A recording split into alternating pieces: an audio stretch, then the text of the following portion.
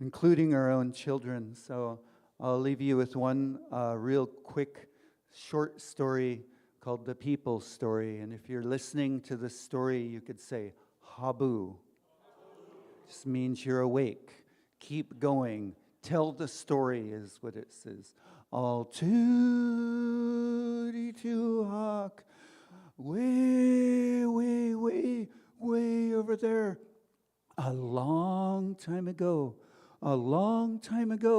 the mountains thought they were people. A long time ago, the animals thought they were people. A long time ago, the plants thought they were people. Someday, they will say, a long time ago, the human beings thought they were people, and that is all. All right. So, something to think about. We always think we're number one. We think we're the only people, and we begin to be human-centric. So, remember that all of these beings out here, they've been here a lot longer than us, and they have ways of communicating that are beyond our reckoning. And my grandmother taught my mom about that, and then my mom taught me about that. And my late mom had the most beautiful experiences with so many natural and other animals, and I've had a few too as well. And next time we'll share those stories. So for now, I'll do a shameless plug for our T-shirts over here. That we're raising funds for our youth canoe families to build their own canoes and get out on our Sjana, our Selesi, and then they will fall in love with this place and be the warriors for it, like that, the protectors, to stand for those who cannot stand and be the voice for the voiceless. That's our definition of a warrior, and there's so many ways to be a warrior today. Language, culture, all of it, keyboard warrior, prayer warrior, frontline warrior, you name it, whatever it is. So Heiska, I have some CDs with the flute too as well, and I'm thankful for the organizers. Heiska CM. Could all the organizers stand up for a second? We just give them a hand, just because I want to do that. How about other volunteers and helpers? Heiska. Thank you, Heiska. Raising my hands to you, CM, Cascadia, OCM, and others. OCM, Heiska.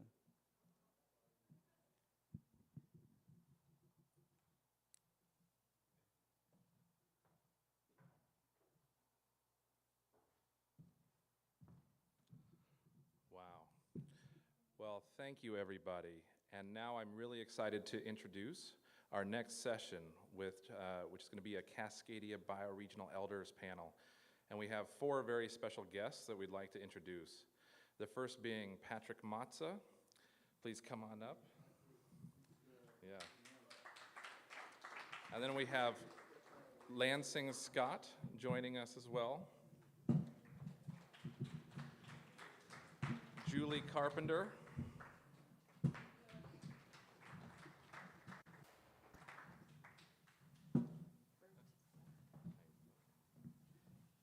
And finally, I would like to introduce Bert Weber to the stage as well. So, earlier today, I read a quote from one of the early Cascadia Bioregional Congresses. And these early documents and archival materials have provided literally generations of inspiration. The first Cascadia Bioregional Congress took place in Olympia, Washington in 1986, and followed by many other different congresses and inspiring decades of work. And so just really honored to have these 4 individuals joining us. And for those who don't know, Bert Weber also was instrumental. Anytime you hear the term Salish Sea as an adopted or acknowledged term by Washington and Oregon, this is from decades of experience here. So I'm happy to also introduce Jamaica Stevens, who's going to be helping facilitate this session. And I would also just love, yes, so join us. And then I'd love to just turn it over and let maybe the 4 people on the stage introduce themselves and talk a little bit about their work. Is that mic on? It's live, okay. Okay. Does this work? Yes, sir. You can hear me? Yes. Well, since I'm last in line here, maybe I get to go first. This is an amazing group of people. Way more than I expected to see, and what I love most about it, I think, is the expression of youth. Everybody's young except us guys here. And it's the young ones that are going to be important in making this world work in the future. All right, let's see. Brandon said maybe I could talk about my role in bringing the name to the Salish She. What I am not is the father of the Salish Sea. Sometimes people say that to me, and it is absolutely wrong. As Brandon said, well, that's a story I'm going to tell, maybe, where it started. First, who am I? I'm a retired teacher from Western Washington University, and I am a Canadian by birth, and still a Canadian, although I am also a United States citizen, one of those lucky people that can claim to be in both parts of Cascadia. But I was born on the banks of the Fraser River, one of the 2 major rivers on the west coast of North America, and grew up wondering just what it was the land and the water had to offer. I remember sitting on the beach down at White Rock as a teenager, looking out and wondering, what are those islands? And where do they go? And what is beyond them? And it's a curiosity that's driven me through most of my life. And I believe strongly that we are inadequate stewards of the resources of this place that we call home. And I think probably that's somebody that most people in this room would agree with that. We need to be better stewards of this place that we live in. So how do you start? Well, there's this principle. To know a place, you have to have a name. To know a thing, you have to have a name. And that applies also to lakes and streets and mountains and everything else. Without a name, you can't promote stewardship. So, Cascadia is a wonderful name. Its boundaries are a bit loose, like Mother Nature has with all things natural, but it's also a name that allows you to focus on and to promote stewardship.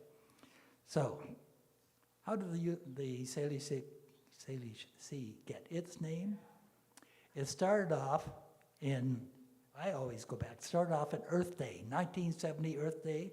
How many people were here in 1970 at the Earth Day? Good, a goodly number. And it's one of the efforts on the part of all of us that really created change. It kicked the government agencies of British Columbia and Washington State and the United States and Canada into saying, what are these things that we have that are valuable? I was a part of a group that was formed to say, what's happening with our marine waters? The Strait of Georgia, the San Juan Islands, Puget Sound, and the Strait of Juan de Fuca. Nobody knew what the resources were or what they were valuable. And this was just before oil was going to come from Prudhoe Bay. Well, I can't remember what the name of that place is in the north, where they were sending it down by ships into our inland waters and all the impacts that went with it. So following that principle, to know a place, it has to have a name. I was teaching classes in the late 70s and 1970, 1980 about marine ecology. And at that time, the science that was behind the government efforts was bringing forth an understanding that we didn't have just 3 bodies of water that were separated and isolated and demanding their own attention. And of course, Strait of Georgia, Puget Sound, and the Strait of Juan de Fuca. However, all the science said they're not separate. They're hooked together, integrated into a single, functional, very valuable estuary. An estuary that's an ecosystem. Those are words that we know are quite familiar now. So we are, well, let's see. I got to have somebody make sure I'm not using up too much time here. Here's our timer. 4 more birthdays. I can do that. Okay. Where was I now? So we had the science and the name, and when I was teaching my classes, I applied that principle that we needed to have a name for this body of water. And after kicking around, and well, I guess I can say, my mother had taught me that one of the most important and earliest people that lived in this area are the indigenous people.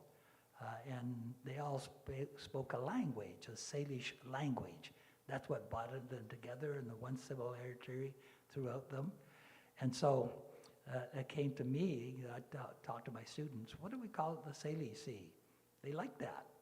And then it went out into a newspaper article and just started to be used. And by the year 2000, the scientists that were working on it were tired of trying to describe this single body of water as the body of water that is the Georgia Strait, the Puget Sound, and the Strait of Juan de Fuca. Names have to be effective. So I took this is what anybody who can name anything, right? But if you want the state of Washington to acknowledge a name and make it a formal, you have to go to the Washington State Board of Geographical Names. It's a bureaucratic form. And I took it to them in the early 1980s. And they said, interesting, but there's not enough support for it. And there wasn't. Nobody was really excited about the name. But in the next 20 years, it got more and more exciting. And we came into the early 2000s when the indigenous people were very powerful in getting to know each other very well. And in 2007, the elders came together and said, the first thing we're going to do is to name the body of water, our body of water. We're going to call it sacred, and we're going to call it the Salish Sea. That was 2007, and the name got attention there and was more and more used. And by the end of the 1999, 2009, 2010, the state of Washington, the city of the province of British Columbia, the countries, Canada and the United States, all approved the name as it. So now it's an international name and is recognized the world around.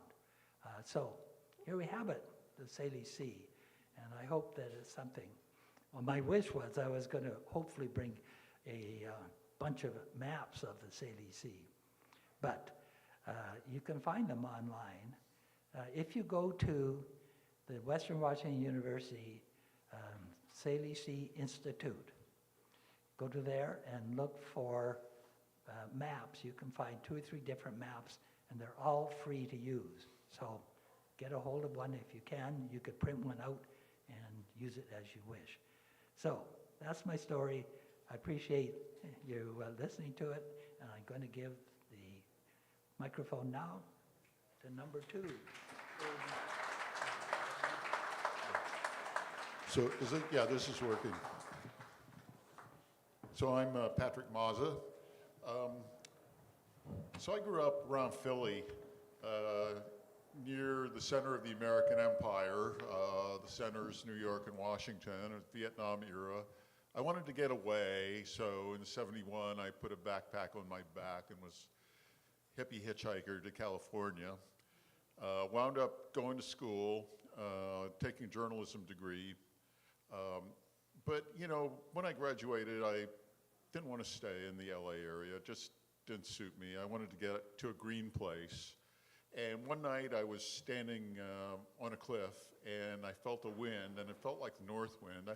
I felt called to this place. I felt called to what we then called the Northwest, to Cascadia. Wound up, you know, I was determined to get a journalism job. I was on a mainstream path, and I wound up, you know, going out to Eastern Washington, and one of my first jobs was in Okanagan County, which is the big county east of the Cascades, a Connecticut-sized county. That turned me around. And it was like, for me, the really primordial part of the real roots, some of the real roots of bioregionalism and earth defense. So I saw people, some of the back to the land people and the old agricultural people in the Methow Valley fighting the early winter ski resort, which was to be an Aspen-sized thing. Fortunately, after a long struggle, it didn't happen. I saw people in the Colville Reservation, Native people fighting the Mount Tolman mountaintop removal, molybdenum mine. Fortunately, that didn't happen, but that kind of turned me around. It showed me the back to the land people showed me what kind of a rooted people were who defended their land. But I'm kind of a city person. I wound up in Portland in '81. And I hooked up with an early publication. Lance has also been part of it, called Rain Magazine, which was one of the very early people who, you know, some of you might be familiar with it.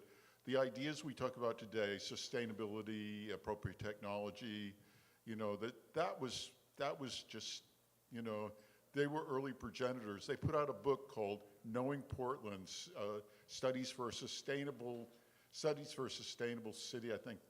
Yeah, anyway. So it was kind of again, looking to the place, how we could really work in the place to deal with these massive problems we have around the world.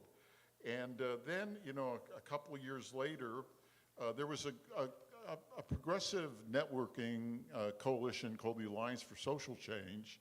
Well, the money ran out, the coalition fell apart, but the newspaper they put out remained, and it took an ecological bent. And I wound up living at the Portland Alliance House. Lance did too, when in inner southeast Portland, and when it was still a low rent neighborhood. We were called Trees and Freeze. And it was one of the organizing centers for the ancient forest movement. And I think the ancient forest movement, the movement to save the old growth in the region, is one of the roots of our bioregional heritage. So then we, you know, the newspaper, you know, it was really, we took in a guy named Mike Roselle, who's one of the founders of Earth First. You might know him. I think one of the best things I ever did to save trees in Oregon was to let him couch surf. He organized a lot of the civil disobedience actions in Oregon. One of the first tree sits in the world. I was there. And then in the later 90s, we got, again, I'm an urban person, and inspired by the work of Peter Berg and the Planet Drum Foundation, we created a circle to create a green city vision for Portland. We gathered some of the best people and pulled together a lot of ideas, which a lot of them have germinated, and we actually released it as a green city vision for the Columbia-Willamette bioregion. And you know, a couple of years later, I was on a panel with Peter Berg of Planet Drum, who Peter told an interesting story about how he had been a back to the land person up in the Mattole, and he realized that if we don't deal with the cities, they're going to consume the country. So he moved back to the Bay Area and created this green city vision. I think, that's just, I think it's just very key, to look at, I think there can be an anti-urban bias, but we really need to really change the way cities operate, or they will consume the earth. A little later in the mid '90s, I got involved with some software geeks who wanted to create a kind of a network, ecologically oriented. And in 1994, they said, well, we're going to start with a website. I said, what's a website? And out of that, we formed Cascadia Planet, which was maybe one of the first, this was when the internet, the browser, the graphic interface was just first there. And it was probably one of the first 11,000 websites on Earth. So, and it was definitely one of the first. And,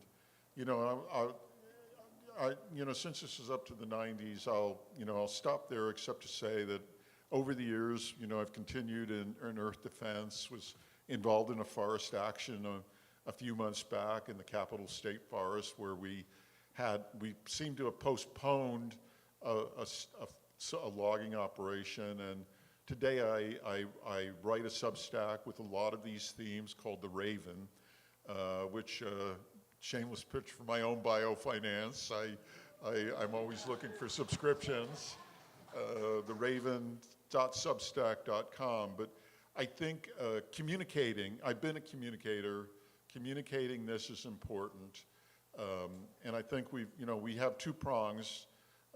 We need to be defenders. We need to continue in civil disobedience. Paul Chiochtan has been part of the Thin Green Line, standing against fossil fuel infrastructure here. I've been part of that. And we need to communicate. We need to build. I think, the topic of this conference, getting control of the money, is absolutely vital. That's where everything, gets swirled around. So let's both protect and build. Thank you.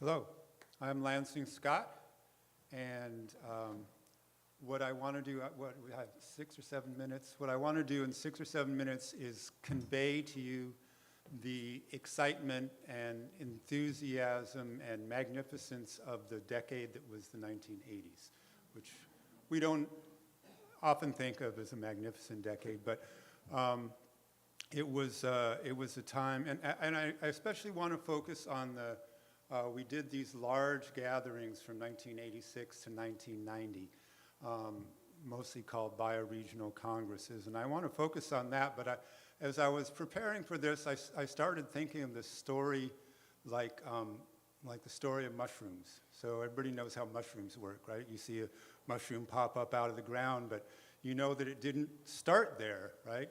At first, there was this vast network of mycelium underneath the ground.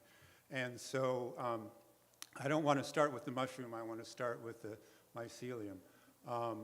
So Patrick mentioned some of it. There was Planet Drum Foundation, Peter Berg, Gary Snyder was also a strong voice for talking about bioregions and bioregional thinking. And as he mentioned, there was Rain Magazine in Portland, which he worked at first, and then I worked a little bit later. And there were, I want to try to convey some of the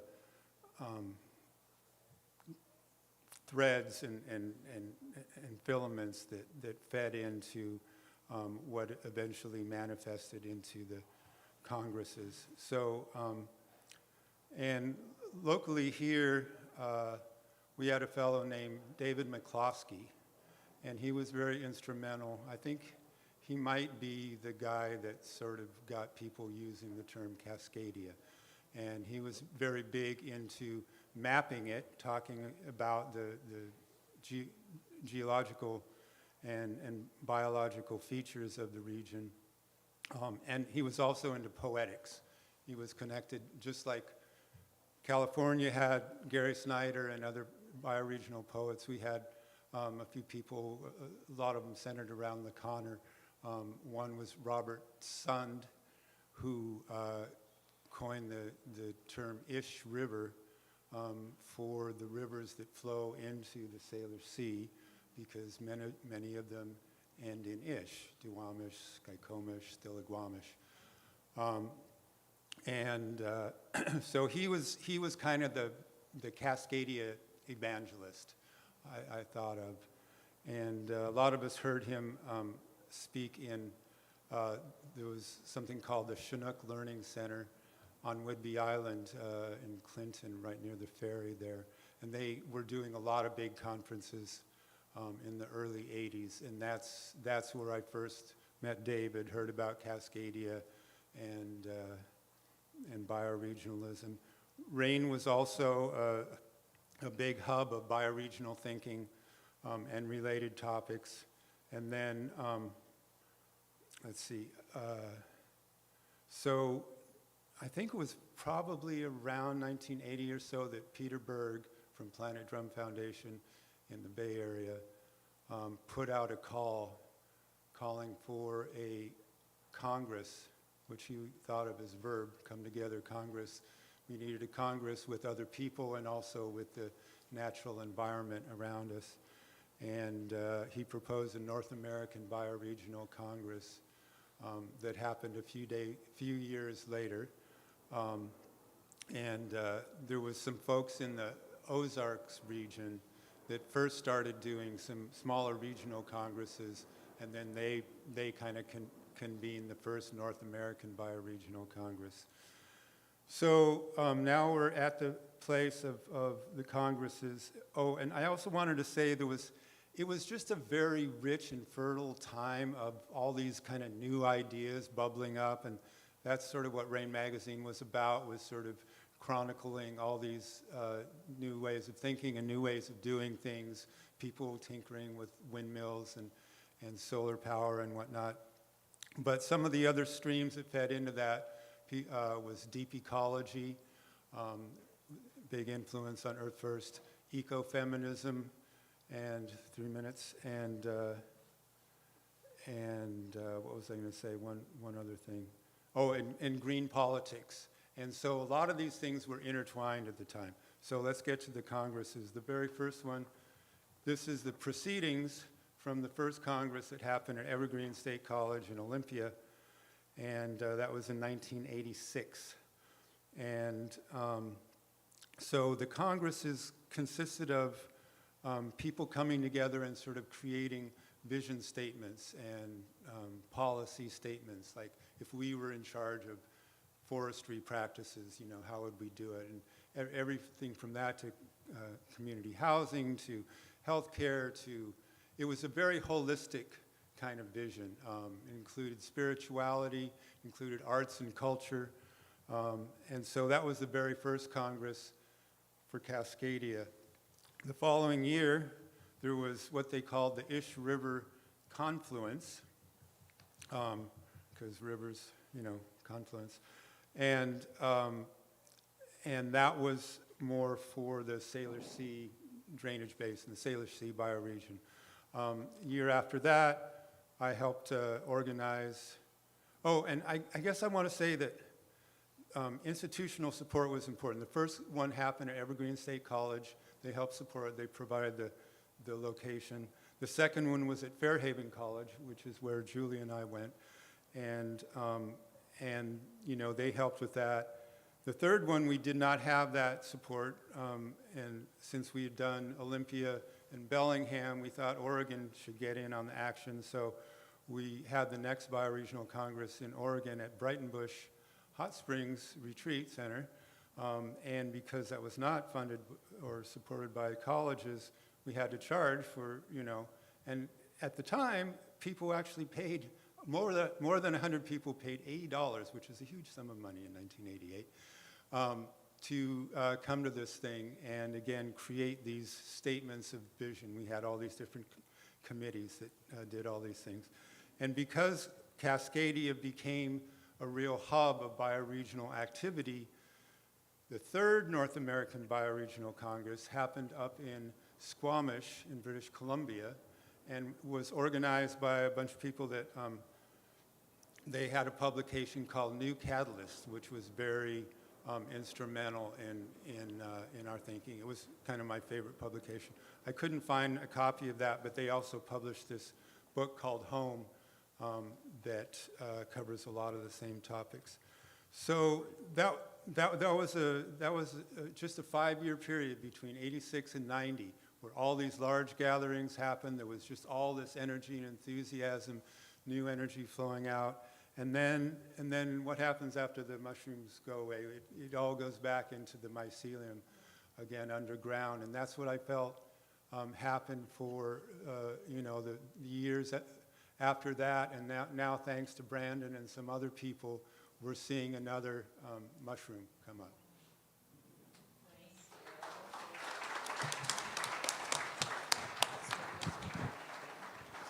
Thank you all for staying and listening. I'm Julie Carpenter, and I want to give a shout out for Fairhaven College and what was then Huxley College of the Environment at Western Washington University, now the College of the Environment.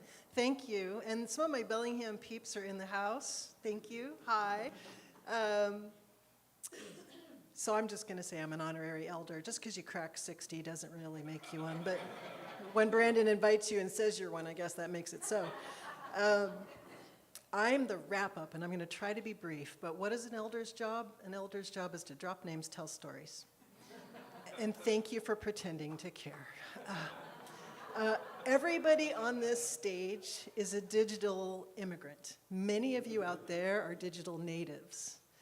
I just want to say that I personally keyboarded in every committee's words, many, many words, that went into the Brighton Bush one. It was me in our living room in that house in Portland. So that's one of my claims to fame there. So I just want to convey to all of you that I'm going to use the name Peter Berg too. So many of us have had a brush with the famous person known as Peter Berg. I want to tell you all that you here in this room right now, the funders, the institutional support that you have contacts with, those of you who have created and driven and supported your own organizations for who knows how many years. I'm looking at you, David, Transitions Wacom, who's carried the water. Those of you who are creating your own gatherings, your own conferences, your own organizations, you are co-creating things right now with the VIPs in this room who are every bit as important as the famous authors that you've all read that are founders of this movement. You are the next founders. So we, speaking without their permission or planning, we are passing the torch. So thank you for taking it up.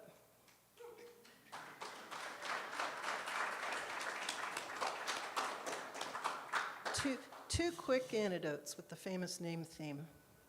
So Lance scored us an interview in, I don't know what year. I count on other people to remember the years. But it was a green conference.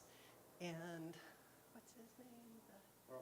Carl Hess, yeah. Okay, it was the Carl Hess, who was a famous libertarian. If you're old enough and you cared about that stuff, he was a famous editor and writer, and he was a big promoter of the libertarian ideology many years ago. So he was our special famous VIP elder at a green conference. And we were basically interviewing him in a janitor's closet and asked him something like, how do we protect the forests? We were real keen on protecting the forests in Oregon. And he said many words, but some of the words he said that stuck with me were, buy them.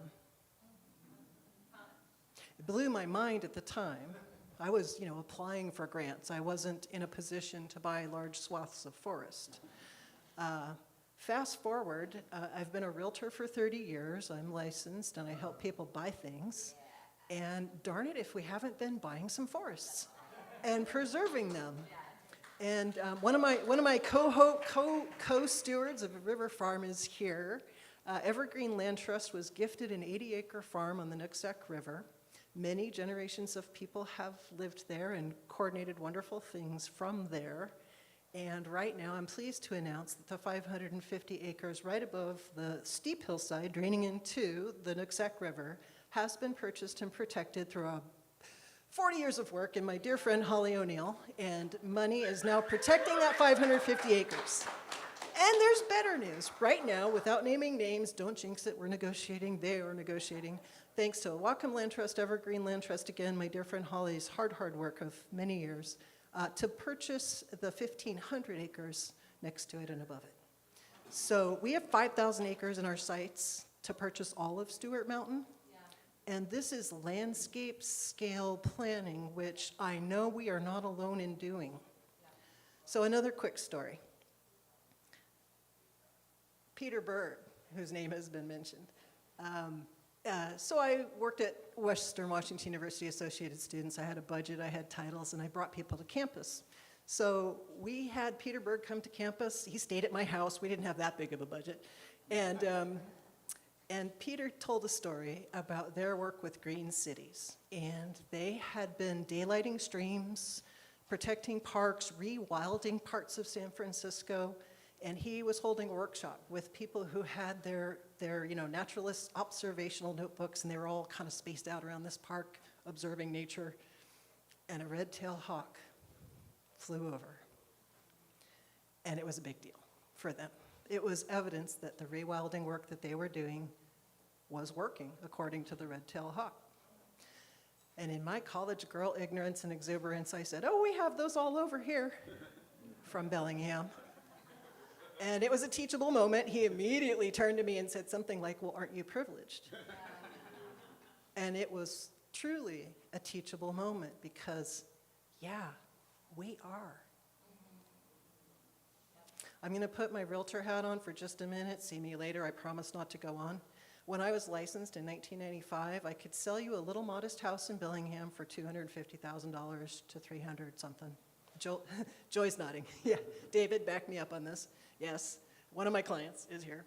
And today, the average price, and again, my little town of Bellingham, close to the Canadian border, is the same house is $650,000 to $850,000.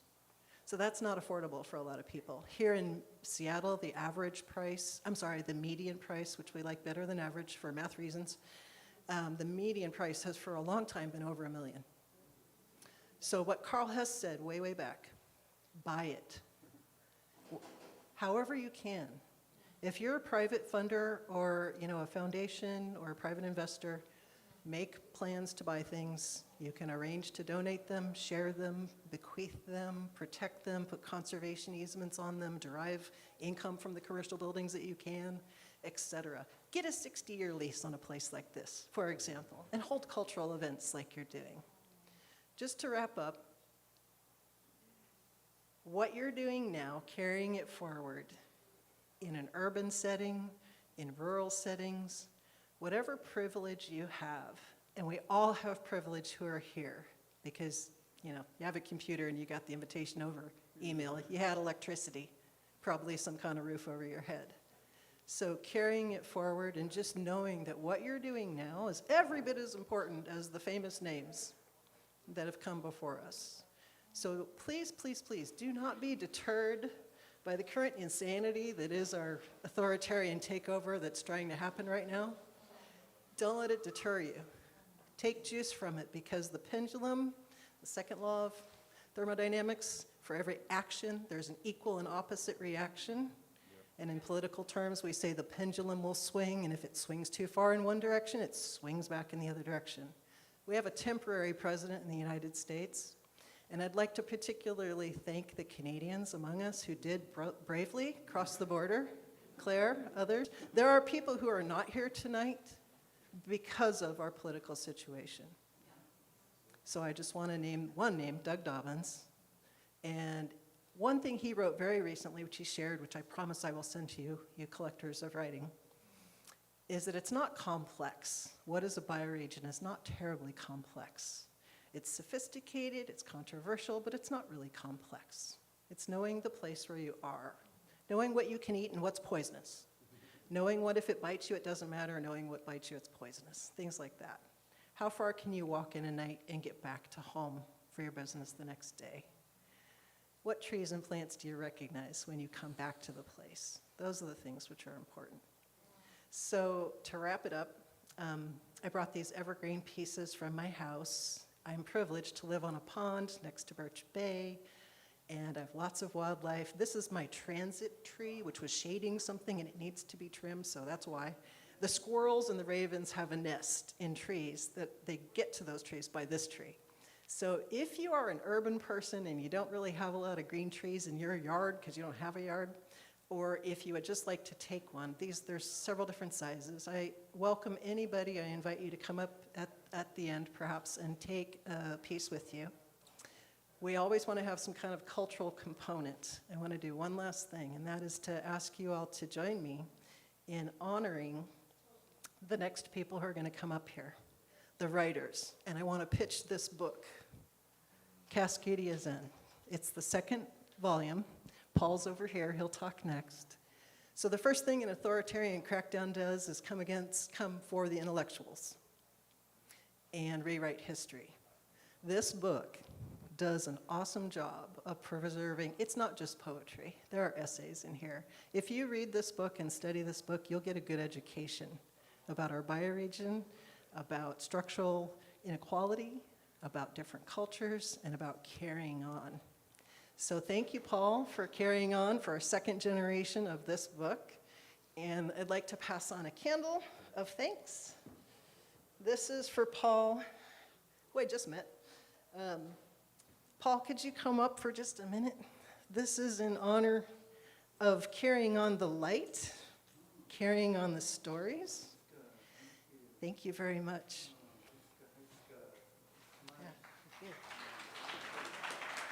And this is for Brandon. This is, again, symbolic. 50 people put this thing together, but Brandon's name is what Google will tell you is, organizing everything.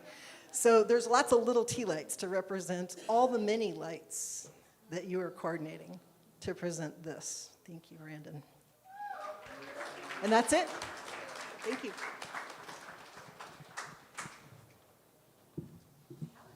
That was the easiest panel I've ever had to not facilitate. I just want to really appreciate that what I would have asked is exactly where they went, which is the importance of that intergenerational coherence and the passing on of the legacy of legacies of legacies. Cascadia is built on layers and layers and layers of deeply rooted people, and to have the latest version of that in the work that you did, seeding and feeding the version that's happening here, is not lost on any of us. Thank you so much for all that work and all the ones who've come before and before and before that you carried that torch from. And I was going to ask, but you went there, what is it that you would bequeath? How would you offer? And you just all did such a beautiful job of leaving us, I think, something inspiring to consider how to fuel the work that we're now carrying forward. So thank you all so much for your stories, and your wisdom, and your knowledge, and your experience.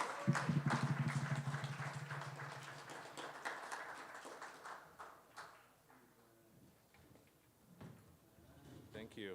And now we'd like to invite Paul Nelson to join us. And we're just going to take this table off the stage and give Paul a chance to kind of clear his stuff, and then we'll invite our cast.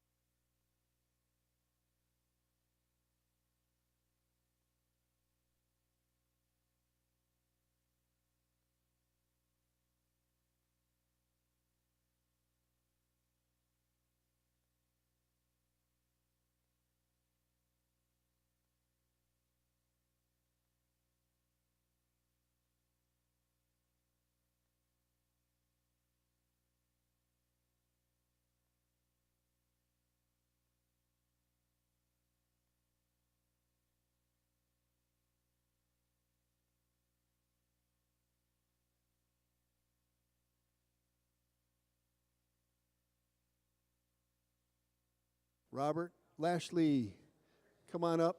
We're going to have all the poets up on the stage. What a great panel that was to hear the story and to hear the elders speak about how it's been and what work we're building on as we do this. My name is Paul Nelson. I run the Cascadia Poetics Lab. Got our website up there, thank you. CascadiaPoeticsLab.org. I'm not going to be your master of ceremonies. I'm going to leave that to Tetsuzen Jason Worth. Please, a hand for our master of ceremonies, Jason Worth.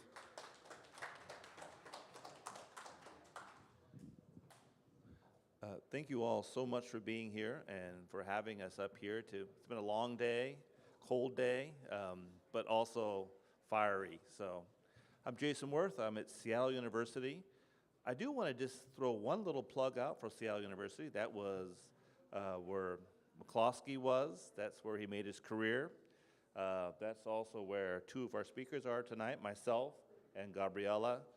Seattle University is also, depending on which list you look at, one of the 10 or 20 greenest campuses in North America. So we worked very hard on that. So one little drop at a time. I'd like to talk to you tonight about the project you heard about just a few minutes ago, Cascadian Zen. It's Volume 1 and Volume 2. You see, it's big. It was a lot of work. We worked very hard on it. McCloskey's name came up a lot. If you need a spare map, you go to the back of Volume 1. Of course, it's filled also with art. You open it up, and there it is.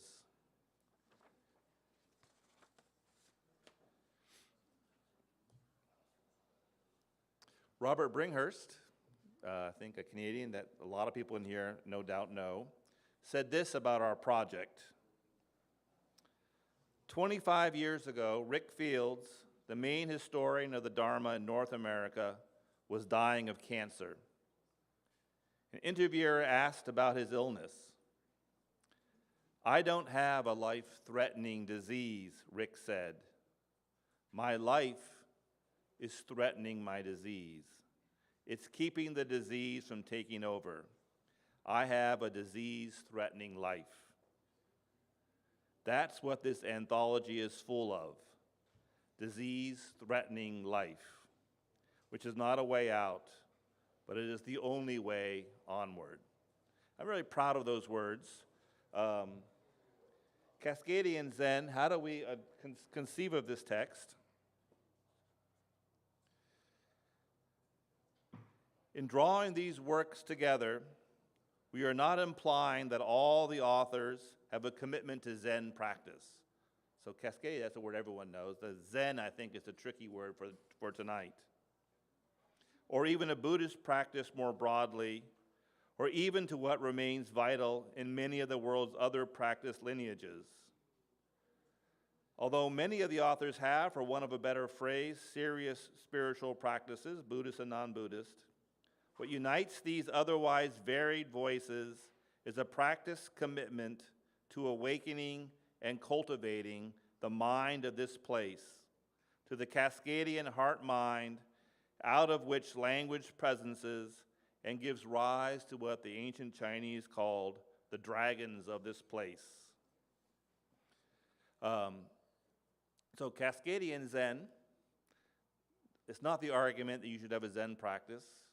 It is to try to begin to gather together all the practices, certainly that everyone in this room already has, which are the practices of being this place. And if you're serious about this place, it's got a lot of practices. It's got a lot of voices. It's got voices that we no longer know how to hear. It's got voices that we strain to hear. It's got voices speaking that are already here that we have not noticed. And so it's a huge practice of trying to be here also by listening very deeply to the voice of this place in all of its humans. That is, all of its people, human and non-human, pardon me. They're all here. And so it's a large book. It's not encyclopedic. It's not comprehensive, but it is extremely varied. One of the things that we did and worked very hard on was to ignore the colonial slash that I think the contemporary term for that colonial slash is the U.S.-Canadian border. I think the bioregions are interesting because their borders are porous. They're discernible, but they're mobile. They let things in and out. They're not, stop, you cannot go further, you're from the other bioregion. But, it was really quite stunning because there's so much work being done poetically and philosophically on the other side of the colonial slash. And it's as if you went to China, or if you're studying ancient Etruscan history, because that colonial slash has done a tremendous amount of damage in terms of the solidarity that we would have, in terms of our shared voices, our shared projects, the poets who have been working on the same work for all these years. And so we tried to make a truly Cascadian one. So enormous amount of Canadian content, content that looks like the human variety of the entire Cascadian area. And we divided it into 7 baskets. And so 2 volumes. The different baskets are different themes, as varied as Issei and Nisei Japanese, working in the farms, people with Buddhist practices, the whole empty bowl movement, philosophical essays, and also lots of worried voices also, not like Cascadia is great, hug trees, everything's going to be good. There are a lot of problems, a lot of wounds, a lot of complaints. All those things have to be aired as well. And so that's what we had tried to do. It began with Paul Nelson, myself, and Adelia McWilliam. Adelia McWilliam is on Vancouver Island. We began during the pandemic, so we had lots of time, and we needed it because it was really an intensive work for a couple of years to begin to gather everything together. And then we founded a new press, Watershed Press. It began first as part of the work of the Cascadian Poetics Lab, and it's slowly but surely emerged also as something that's going to have a lifelong partnership, part of the spiritual world of Cascadia Poetics Lab, but also an independent press to continue to do the work that we began with these 2 volumes. So I hope you'll find Watershed Press. Keep an eye out for Watershed Press. We're on the move. We have no federal dollars, so we can't lose them. Oh, but by the way, we have no dollars from anybody, actually. I know this is about finance. Let me tell you our finance. Our finance works like this. Found a press, and then say, uh-oh. Don't we need money? That's the credit card. That's how we roll. That's how we roll, Yes, terrorists in the house of proper finance, yes. But anyway, we're working hard. We want to be a real presence. I love Copper Canyon, but we don't want to go the Copper Canyon way and be, the most popular poets for everybody. We want to really, really be a voice for this place with a real deep understanding that it's all of us. And it's not a single point of view. It's a deep commitment to this place. So I think we'll get a nice sampling of that tonight also. These are 4 poets who are in these 2 volumes, along with a ton of other people. But there are also major poets in their own respect outside of this volume. And we're going to begin with one of the best things that I know about teaching at Seattle University. I sometimes call Seattle University Gabriella's University. I'm her colleague. Really a magnificent thing about being there. Gabriela Gutierrez y Mus is one of the major poets of this region who brings together a sensibility. I don't want to use the word border since all of our work is to break that down, but who brings a voice from our sisters and brothers who speak Spanish to the south of us. At the same time, has become a major speaker also of the Seattle presence. She's an author of tons of books, a magnificent teacher, a magnificent human being, and you'll hear right now to hear Gabriela once is to want to hear her as many times as possible. So.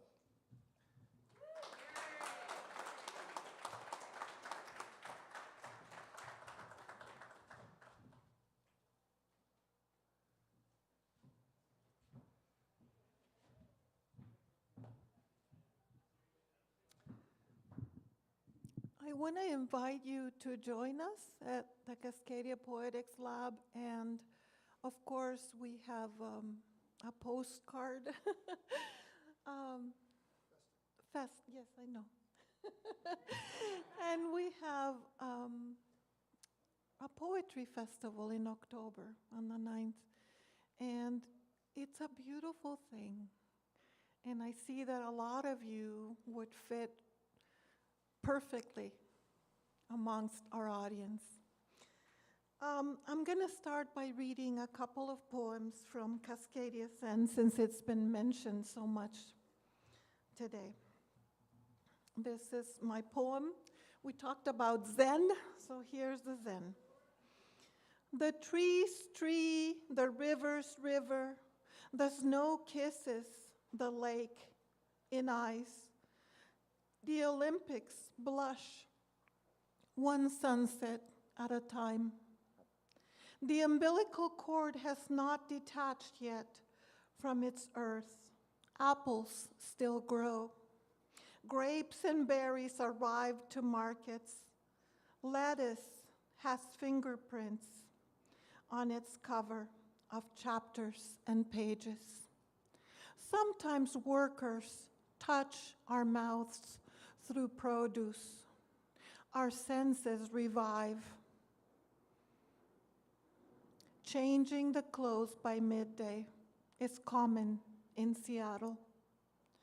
Meditating is normalized. We shrink our minds so often to capture them in a possible snowflake. The rain, tea from chamomile, elderflowers, roses, and geraniums is the earth's afternoon treat, and its accoutrement. Dogs know this is not Kansas. Empowered, they bark for treats, touch, mirroring our need for nothing. And this is called Seattle Nahuatl because Seattle is thought to be Aztlan, where the Aztecs came from originally, went to Mexico. It's the land of lakes, and that's what Aztlan also means. Fall. October in Seattle, the leaves of space needles wrestle with the rain through the window shopping eyes of spirits, visions threaded from above, desde el más allá. Winter snow shelters, traffic lights.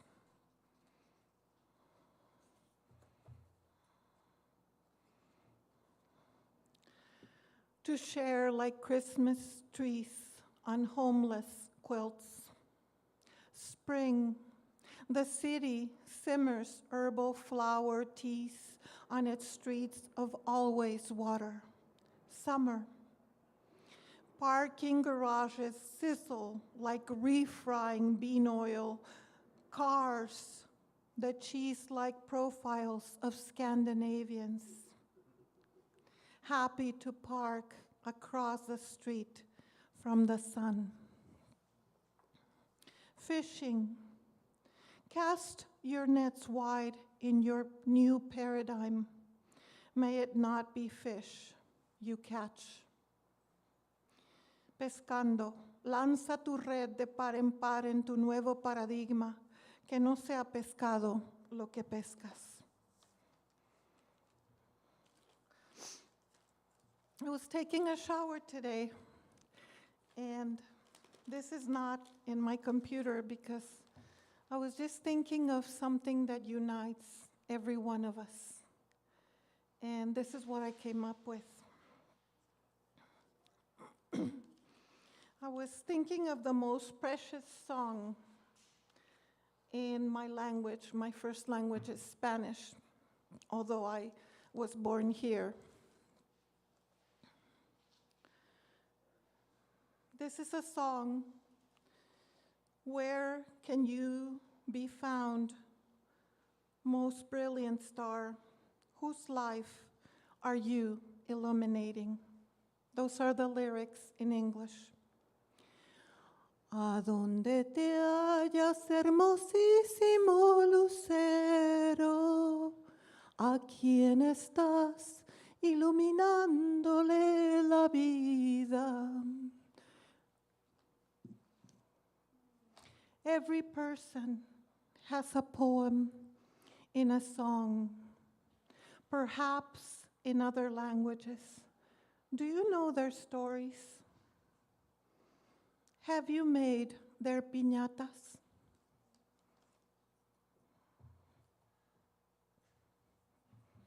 And my last poem today, if you want to hear more, you have to come to our festival.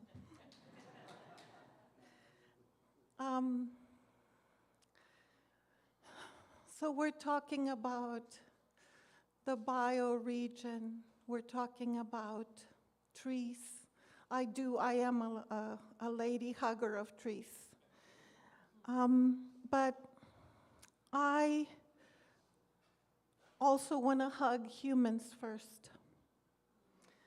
So I wanted to read this poem for you, which is about, I was a child farm worker. So I grew up between the United States and Mexico. My father is Tepehuano. And this is called Because I'm Green. I come from green pastures, smiling hay, jicamas from the mountain, flowers for lunch. I've eaten grass, quelites, herbs fed to your animals, herbs that grow specifically in the cemetery, verdolagas, links to the más allá, the beyond in the cemetery, porcelain. San Patricio is everybody's saint, green as the color of health, the color of hope, the color of wealth, the color of prayer. Green, you are green. Dirt is your God. We are evergreen. No, not the song. Evergreen, like so many fruits and vegetables. Tree green, like the future. We are evergreen. Dirt is our God. Intelligent green, like a field of artichokes, sitting there praying for us in green turtlenecks. Green like the music I never played, green like the color of Mexicans when they awaken. I am green because I imbibed green apples under my father's ladder next to my mother's apron. Cooking green chilies and picking green apples at the same time, roasting chilies at the orchard while picking the lower apples, boxes my father filled with his long arms. Once, we did an average mathematical operation as he averaged 2 cents an apple. He loved his hands, his strong fingers that were able to be tireless, picking vehicles of joy. That there was still work for him to feel his hands produced gold, produced joy. Thank you.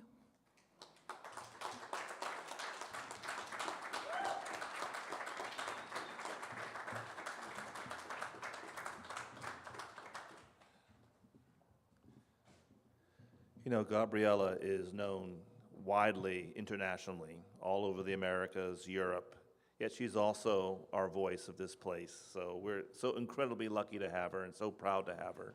So thank you, Gabriela.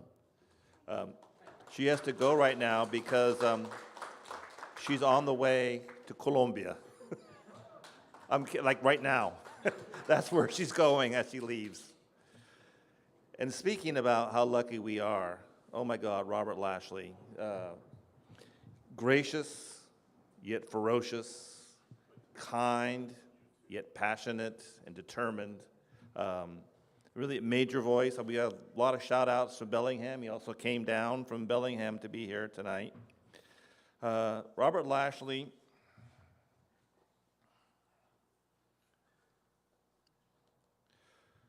was a 2016 Jack Straw Fellow, Artist Trust Fellow, and a nominee for a Stranger Genius Award.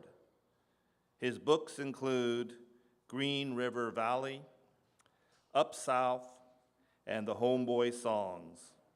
His poetry has appeared in the Seattle Review of Books, Poetry Northwest, McSweeney's, and the Cascadia Review, and recently, the Cascadia Field Guide.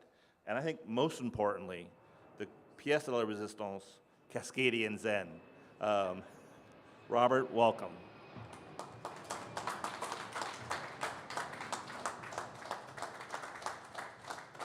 Thank you very much. I am grateful to be here. I am deeply moved by what I have heard from you all, and I just want to open myself up to and to relate to you and to understand that we have we have so much in common in a time of opportunity. Like, what's the thing I love about the Cascadia is that it's a different way than it goes into politics a different way than politics is in politics and poetics have been before. It's more about the beloved community and what we have in common and shared common dynamics and understanding that we're all human. And this poet, I'm grateful that the Cascadian Zen published this poem. This poem is also in my book. This poem is called Song of the Triple OG Bird Rescue Man. Blood is the color that mixes late September. It tints the concrete of a late sunset mass. It makes a mass of hoodlums and blackbirds. The OG in white will take them home. It is on the wings of those beat and broken migrations, those caught up in wounds in rickety structures, those lost in aromas, poisons, and intoxicants, elusive until they couldn't breathe. The OG in white will bring them home. Elusive is the errant gangster disciple as he washes his pavement of red. Elusive, his second act with body bags.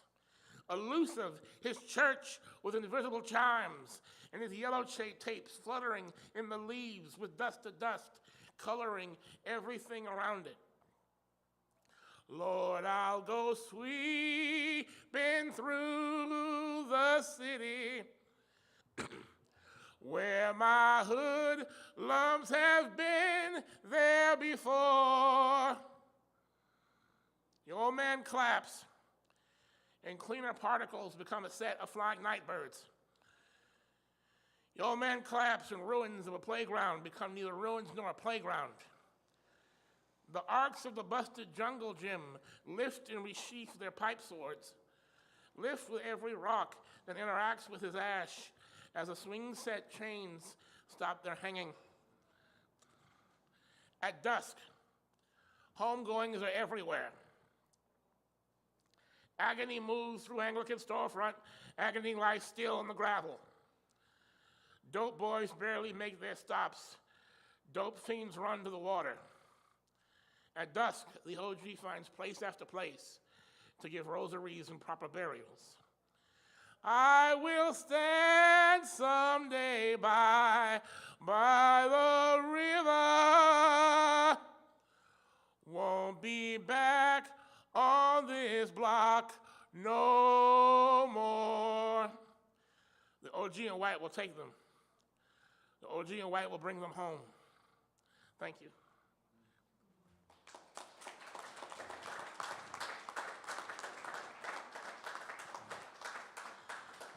Yeah, I like, one of the things I love about like Cascadians is like they appreciate it when I write about the small things in life and make them larger. And this poem is called Bob's Barbecue Pit Nightscape. The side fryer crackles against the evening ice currents. The wind's benign razors straighten the city block as a Sunday night line forms. Hambone, where you been? Under uneven December clouds, the table is the unseen star. Constellations of the side fryer appear and disappear by the smoker's sodium sky.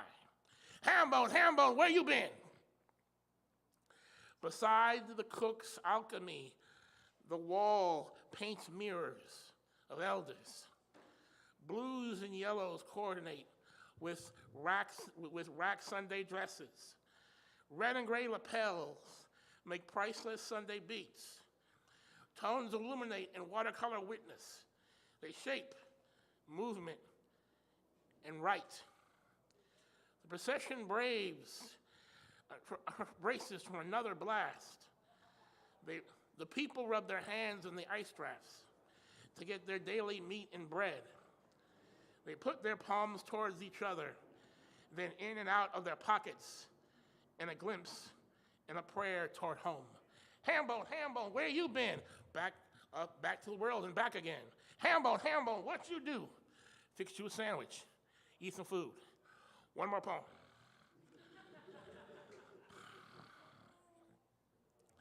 I'm very proud to be in this this anthology with everybody on this stage who helped edit it, including Gabriella, God bless her.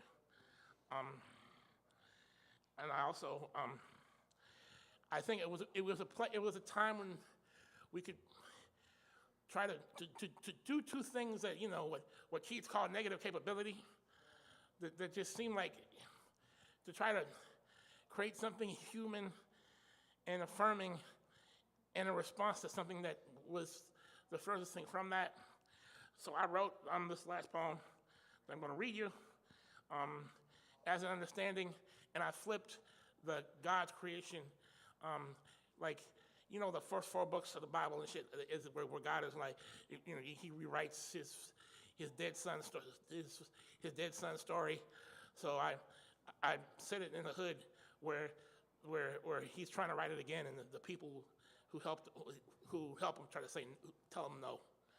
So this poem is called Landscape with Corner Winos Who Refuse God's Offer to Write Another New Testament After the Election. Not Keisha or Nisi or Tasha by Project Graveyards. Not Ray and his welded lungs or Bernice with conditions. Not old Deacon Willie in Zittervein bottles, and death became his temples. Nor sergeants by their dead seas, too tired to witness you, turning by your sound to their sons. Not Big Craig or Nuck upon gangster second comings. No yarns and mythologies of hardness and survival by those taken in and out of that life. You talk of ground angels, yet ghetto birds cross your people too vexed by sirens. You call on them to testify, to talk to you, to endure, yet they disintegrate in the dust. Not now, November man, by these hills of tumbled dice. Not now with your holy words and adjectives of overcoming. Not now with misomanias of your absence and sacrifice of the rep house and the bar. Dawn draws you a map to rise and escape, sir. A time signature, but not a star. Thank you very much. I have books, you know, if you want to buy them. And also, buy Cascadian.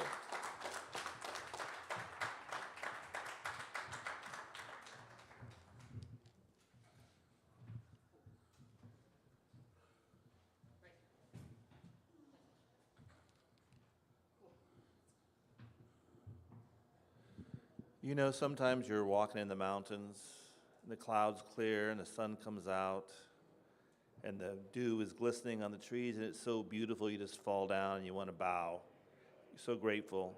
But you know, sometimes when you listen to what we can say when we listen to this land, to hear its voices, like Robert Lashley and Gabriella, wow, it's the same bows. I myself find myself continuously moved by what happens when you get out of the way and let truth speak through your words. So that was wonderful. Thank you so much, Robert. That was fantastic. And speaking of wonderful things, we've got Matt Treese.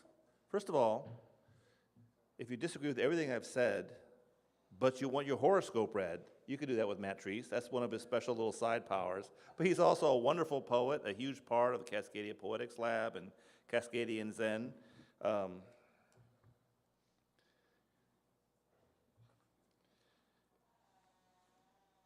Poet, artist, teacher, astrologer, part of the board of the Cascadia Poetics Lab.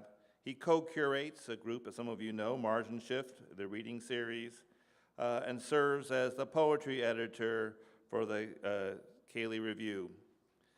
His poetry has appeared in numerous journals and anthologies, and I'm very pleased to announce his extremely recent and most excellent publication, The Outside, with Carbonation Press. Please avail yourself of that. You'll be happy. You'll thank me later. And then the chapbooks, Later Heaven and River Slit. He lives in the Salish Sea region of Cascadia and the homeland of the Duwamish people with his partner, Zan, and his son, Harvey, and their dog, Hoopla, and Matt Treese.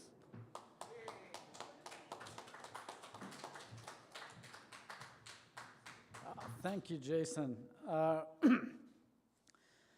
Yeah, so one of the things I was doing in this book, The Outside, that just came out, was I was using a lot of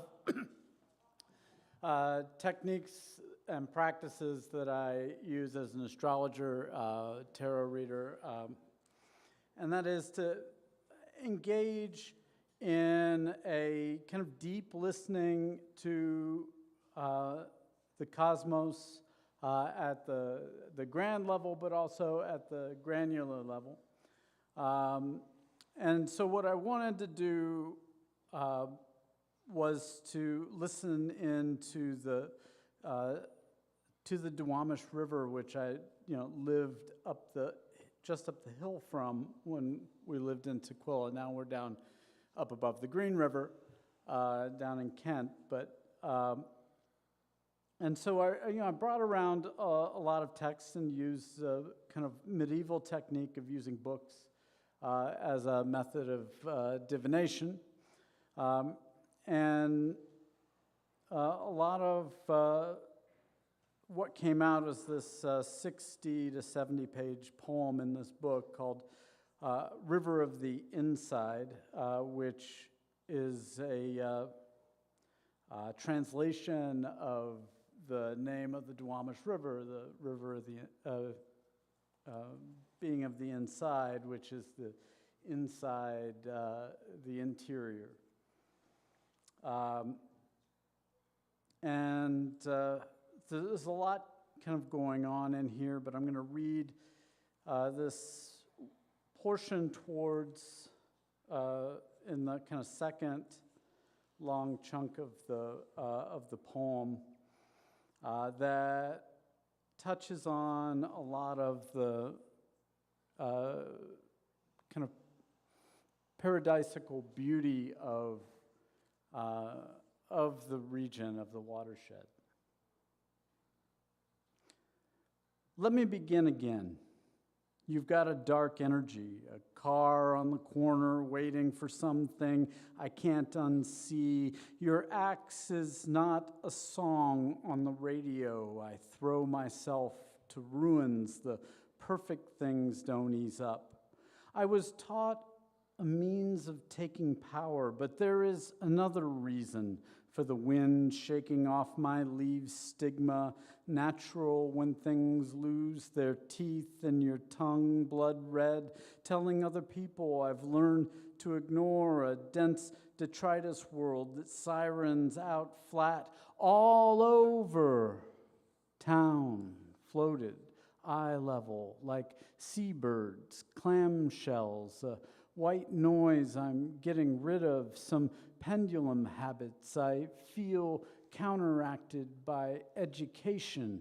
I found most have been misled, losing touch with river bottom coursing through me, a hopeless prayer, never a deeper well, a tribe recognized in itself can birth the river, liquid body, roll out of bed. Spring, I don't work that gravity in its simplicity of overt action, complexity we can roll around in the unknown processes, catching tiny crumbs in the heart you thought, a small bird, a roach, a flower, even disarray needed practice, puts us on a path. Made thy music so other things I make easier every time. Emotion may grow more rooms than I had fortunes for. Time, ancient history, your lucky charm, resurgence in the face of genocide, extermination, where ordinary stories stand arm in arm with ordinary becoming, involved in each other's lives, to take care of a deeper searching kind of introduction, to open this old lifeless town, mud, removed future panting like a man forespent, panicked we might depart from evil so extreme we have to ask permission to care for the ancestral. Government is unable to contain. Life laid away in the cemetery of the chimerical. The Duwamish bursts into the heart of the source, the dark elements. Do you know where your water comes from? This truth makes time appear to extend beyond now, to perform the perfection, the hideous sound, certain you don't have to hide. Sometimes good people draw trouble, some things. Look imaginatively, give Soto back to the tides, the old ways, the fabric then methought a place beneath the skies over Boeing Field had been eerily silent, a one-dimensional series of extension, less instance of time, colonize what hasn't yet borne its human nature, that point to which from every part is dragged, these body things must be put to work. It keeps you running, never seems to take time, feeling things, waiting for the end. The source operates as though the wind takes your trouble. I move awkward over a wide field, the country reliving a sip of something I can barely taste, the same feeling, wild note. You're really not thinking with pigeons, not knowing these string figures trying to make it far enough. It'll follow me home, making a truer sound, gesture transporting logs between the lakes. I'm seeing to the east the saltwater inlets, didn't want to be disturbed, didn't want the creek realm of the gods. That confusion trail spent with fear, a car, the corner provides, the framework you don't ease up on, occupation in this solidness of place. One is less conscious of crossing that threshold. I can't hear not enough living on the outside, this parasite feeding ground. It never seemed to get to the next little seersucker time rootlets, the cracks in the floor, listening to every excuse an ambivalent muse will hear below the softest seepage. I'm keeping alive. The Duwamish tribe has an indisputable right not to see the canal as improvement. Winds contriving that old game, that ventriloquizing authenticity of place that speaks in between lines. I am defenseless against the sales pitch, not real in a land of abstraction. Smoke escapes when all the windows are down, produces the inhibition you never feel, settle down in the tall grass, waiting for life we can roll around in. The disarray you hold close calls you by name. What you thought crushed beneath seas, we return to these rhythms the body forms. I got all faced up, inanimate jealousy, divinity, demanding sounds like 1963, but for now sounds like the root of a tree twisted up at the tail. I never thought we'd go this long, braiding willow branches into a crown clarity of space. The stars heal, the broken parts I carry, the river I still want to see in blossoms at dawn. I wanted so much for magic to be real, thought the whole world was ending. Cloud huddled mountain god, I say a little prayer to drive away ideal conditions. Work upon this nature, I carry the undesired place of many fishes, of butterflies. I always keep leaning on the windowsill. You could write me broken parts, jade green. I say a little prayer for the Tecumseh Republic. Every second brimming a majesty, thinking this bicycle of the earth mind. Animals were snorting and rearing as if they wished to break through the house hell in paradise. I always try to keep with me Godkins. I never heard all my life displayed with great pride that maketh the leaf talk to me and the flower. Ancient moon and sun keepers of the weather come out when I hear the clamor clouds rolling by the birds, their song. I don't know what I'd do without keeping me material. They left me in the Duwamish River wild, blackberries and apple trees, broken parts I carry without measure. My body is, to the greatest extent, what everything is, a dimensional this. I feel a little more, the universal thing I want to bathe in. Dreams are not your dreams, they're only we pause for station identification, for sorrows whose movements seem practiced. The person you thought you'd hex passed from person to person. No history, but that haunting got to keep moving lament. There is no place for hatred in the relativistic matter, tuned in harmony time. Many tell the bartender you've had enough. Change in the weather notes, not apprehended this world dangerous to his story, and that the trains are on time. But we're lost at the station, still lost. I will begin to dissolve visions, symbiosis swallowing us, living together in physical contact. I feel so all organisms are touching, bathed in the same still blue silence, sleepwalking the same flowing damage in my eyeglass of sweet vermouth lays me down when I'm fading. These gaseous demons that hover above our wretched resurrection song intensities. Do you think God gets a bang out of the street has no end of ellipses? The elaboration, I left these fields, a war correspondent, rooting up this beautiful verdant meadow quest of a species of wild wandering preeminence.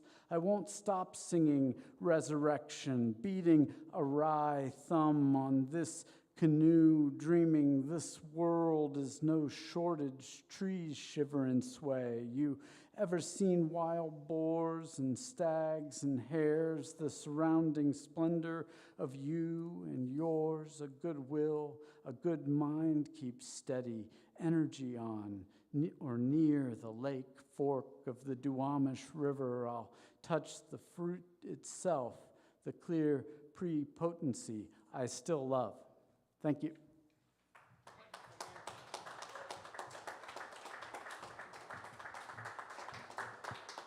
Matt Treese, The Outside. Thank you so much. Powerful words, newly appeared. Claudia Castro Luna, who's on the program, could not be with us tonight, so we'll go to Paul Nelson, our final speaker this evening, and he'll close the program. Some of you know Paul Nelson, but I'll just say a couple of things about him. He began in the poetic world as an interviewer. He's a man of the radio, but a really, really good interviewer. And as a teacher, I would say what I look for in an interviewer would be someone, number one, who prepares. That means you read carefully and not think, like, what would I say? What is this person saying? And then listen when they speak. And that's really a great teacher, and it's been a great teacher for Paul, and it's helped him emerge into an extraordinary presence in terms of ecological activism here, poetry, and you'll hear in his very, very exciting poetic cadence the kind of projective enthusiasm of a Charles Olson, the kind of epiphanic attentiveness of a Wanda Coleman, the kind of animal rhythms of a Michael McClure, the deep love and exploration of this land of a Sam Hamill. He's the founder of the Cascadia Poetics Lab, an editor for Cascadian Zen, and really Paul Nelson is Paul Nelson, sui generis. Thank you.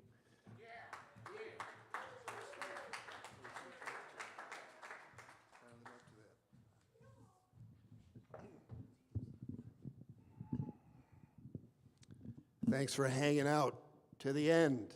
I appreciate you for doing that. It's been a very long day. I was here at 8:30, so I feel your pain. I want to start out with an homage. We recognize the elders, and one of my elders and poetic inspirations, Michael McClure, died May 4th, 2020. May 4th, 2020. Been gone 5 years. He had a poem called Action Philosophy, which started with a quote from Thoreau. That government is best which governs least. Let me be free of ligaments and tendencies to change myself into a shape that's less than spirit. Let me be a wolf, a caterpillar, a salmon, or an otter sailing on the silver water beneath the rosy sky. Were I a moth or condor, you'd see me fly. I love this meat of which I'm made.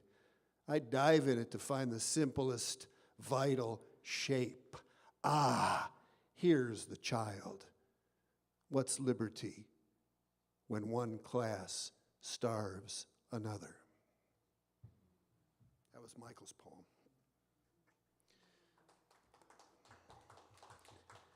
In 2010, I published a book called A Time Before Slaughter. Slaughter is the original name of Auburn, Washington. They named it after Lieutenant William Alloway Slaughter, who died with a single shot in a shack making potatoes for his troops right across the street from what was Tom Matson Dodge many years later. And then for the second edition, I included a whole other book called Pig War and Other Songs of Cascadia. Slaughter's not only a man, not only a town, but a way of doing business, as you see with the current administration in this country, scaring people from coming into the country, like our Canadian friends who had to be here via Zoom. What a horrible development that is. But this notion to dominate goes back a long time. And when I lived in Auburn for 17 and a half years, I began to get into the history, learning about the fact that it was called slaughter, learning that one of the rivers was called the Stuck River. Not because it was stuck necessarily, but it came after the Schutzseed word stack, meaning plowed through. And the first people said that river was plowed through by whales. This is called Slaughter Tames the River, and this is a long poem. Steamers on the White River, the highway of its time before the railroad. 1871, Captain Brooks Randolph and the Comet. Langston Ferry, west of Kent. Van Dorens, southwest of O'Brien. The Lily, famous steamboat, once stranded a settler, Mrs. Traeger. The boat hit a snag, trapped her and the others, Dick Davis, Ernie Brannon, there, snag top. They spent the night, missed the wedding they were headed to. The flood of 1879, the flood of 1892. Periodically, there were terrible floods in the White River area, which caused great hardships to the settlers. The White River, in times of flood, is a mountain torrent of tremendous power. Gravel and boulders are swept along the bed while the current carries an enormous load of driftwood.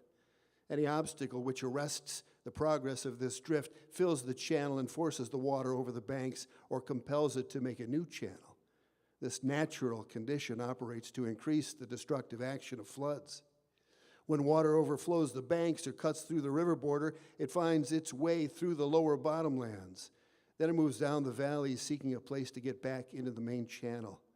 Generally, at these times, there are 3 streams. They are approximately parallel. One, the deep, swift current of the river.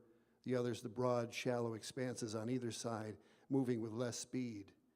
Damage always results at the times of these overflows, but generally quite as many losses arise from the fact that the winter stands for weeks, that the water stands for weeks and months in low depression after the flood has gone down.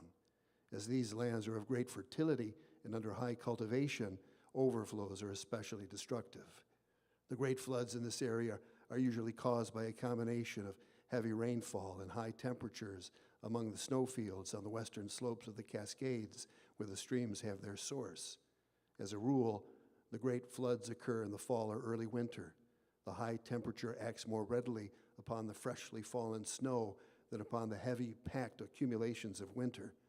The records show that destructive floods may be expected on the average of some 4 to 6 years. On July 4, 1898, perhaps, amidst the celebration, while picnickers enjoyed at Lake Tapps, enjoyed Independence Day festivities, explosion! They done blowed up the river. Daisy Erickson tells the story, a neck of land blasted by a King County resident. They keep his name secret. Blasted. Debris forced the river into its stuck channel. In 1899, Pierce County farmers blasted a formidable bluff intending the White to stay in its channel. It backfired, the plan making the river more stuck. It would stay stuck for a long time. In the early 1900s, farmers of both counties toting guns, prowling, riverside, guarding. Bill Humpel, such a guard, King County paid, ready to shoot Sumner farmers who dared dynamite the White. The river nobody wanted. No settlers, no changers wanted this river. Temperatures were warmer fall '06. Rainfall was excessive. On November 14, all hell broke loose, a Chinook wind and steady, warm rain. Steady, warm rain. Steady, warm rain directed against the glaciers. The flood of 1906, November 14. The flood climbed. The river rose 2 inches per hour, 3 miles wide across the valley. 18 to 20 feet deep as the flood reached its peak. No more Northern Pacific Bridge. Steel pieces of that bridge took out the county's wooden bridge. The flood took out Markwell Shingle Mill. Shingles and shingle boats careened downstream. The flood of '06. The J.S. Corbin home collapsed. The family escaped on a raft. Their barn went out at night, and not 1 acre of topsoil remained on their 20-acre farm. Their orchard was a mass of debris, bridges, culverts, and Chicago, Milwaukee, and St. Paul Railroad grade gave way before the torrent. People fled their homes, obliged to swim or cling to floating objects. Whatever improvements had been made on the land were destroyed. The White, the river nobody wanted, had a few improvements of its own. This was to be the last time Slaughter was ever threatened by flooding of the White. Freezing weather stopped the flood quick as it started. The river now flowed through its stuck channel. A flood meeting at the Mystic Hall called by Slaughter's Senator Knickerbocker. Lawsuits, litigation, plotting. Another flood, 1909.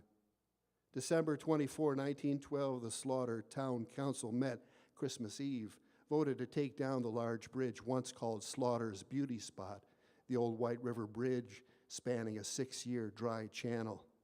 The county offered the bridge floor lumber for sidewalks.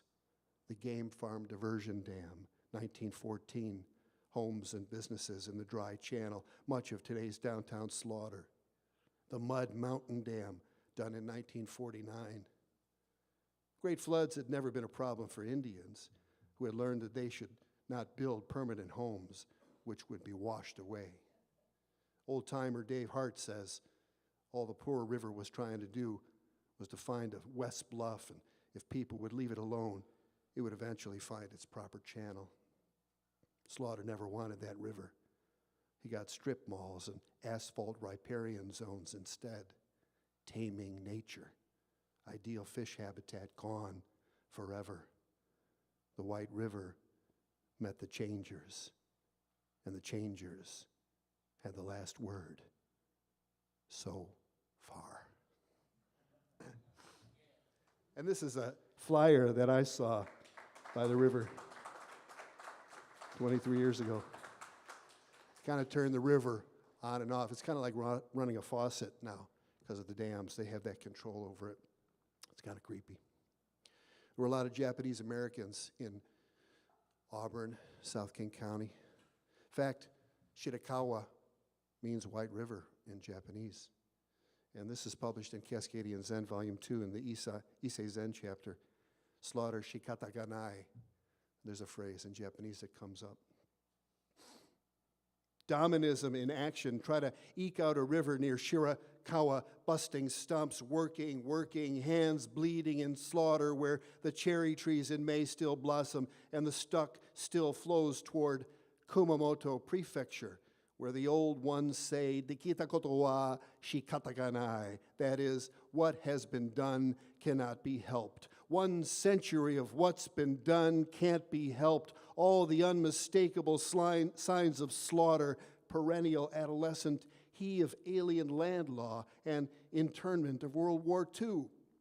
He might be Kent's Representative James Jones or Miller Freeman of the Anti-Japanese League, or a prosecutor named Malcolm Douglas, terror of peaceful Nisei farmers and reason. The gentleman's agreement is dropped, and the slaughter continues with no respite, exclusion laws, gunpoint stick-ups, and worst of all, when no other recourse, immolation. Slaughter shikataganai.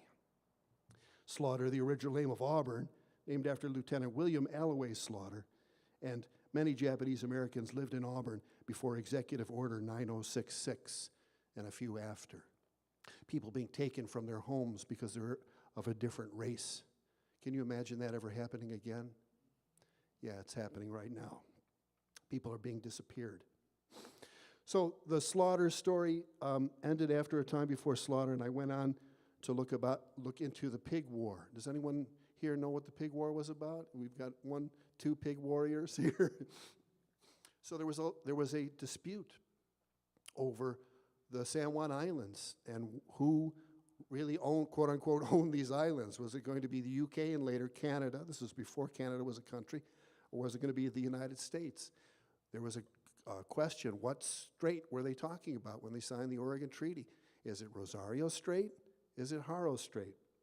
There was joint military occupation for 12 years. If you ever go to San Juan Island, you can see the British camps and the American camps. And the graves, the tombstones, are not stones, they're carved into wood there. And so this is a poem. Of course, it was the Americans who were really gunning for the war, although Governor Douglas wasn't great about this either. But it was the Canadians, and actually the British, who had seen wars and realized, we don't want to get into a war. And this poem goes into it. It's called Mother Wit, and it refers to George Pickett. He was involved in the Pig War and later in a little event in the Civil War, which you may remember as Pickett's Charge. Didn't turn out so good. Mother Wit.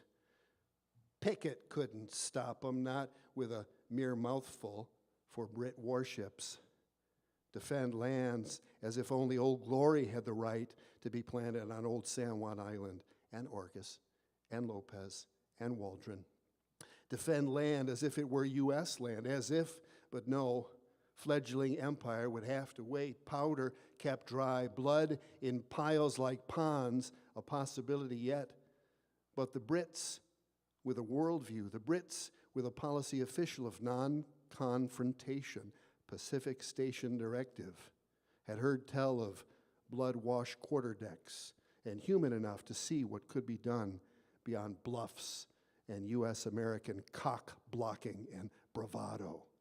A worldview with which would have nothing to prove against a ragtag bunch of expat Irishmen, and this one Southerner with a mere mouthful of men and a misconception of who owned what land and how.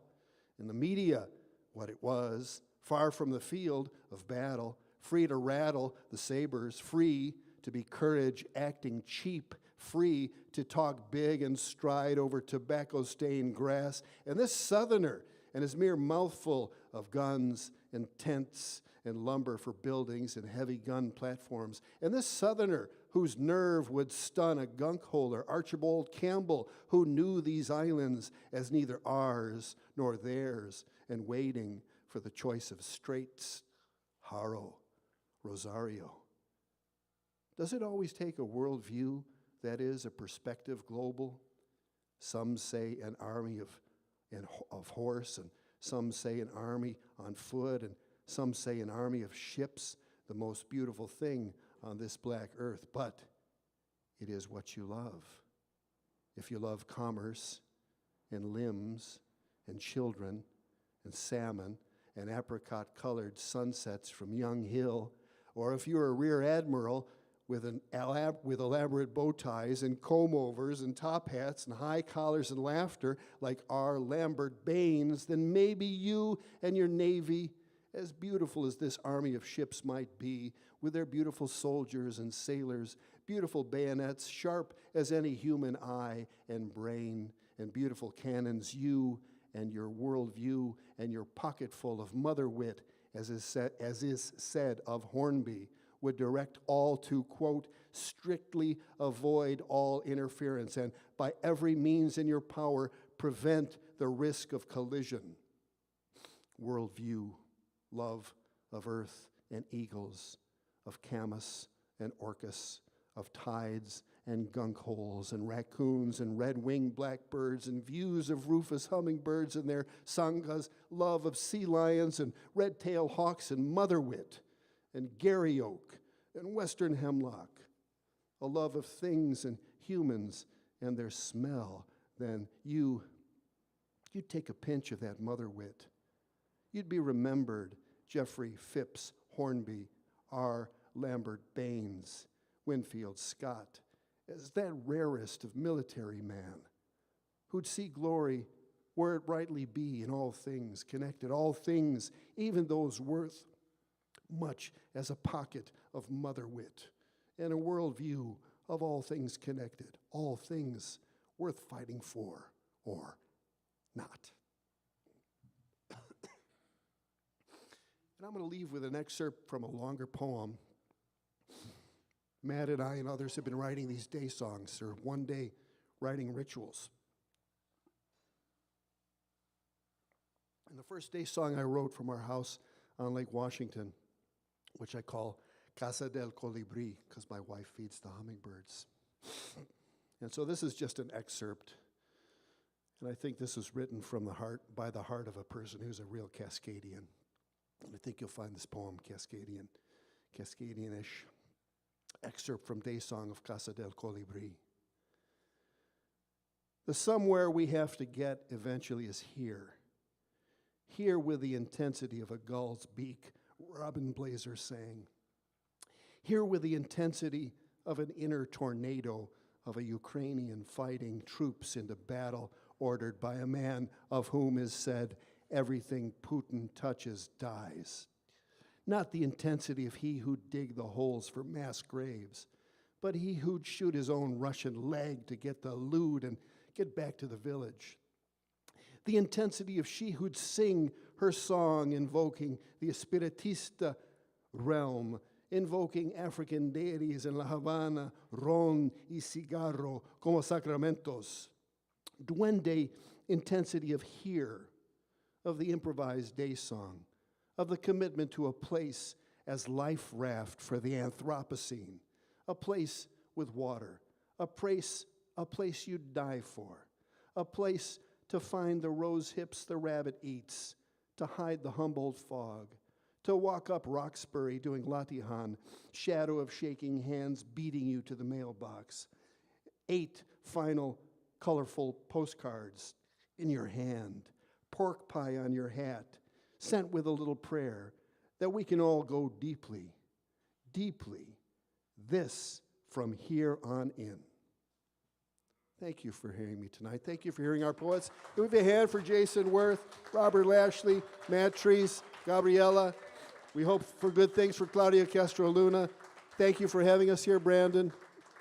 May this work continue. May this work blossom. I'm grateful to be here.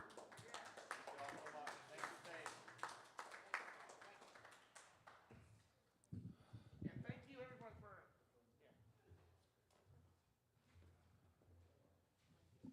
And we have books.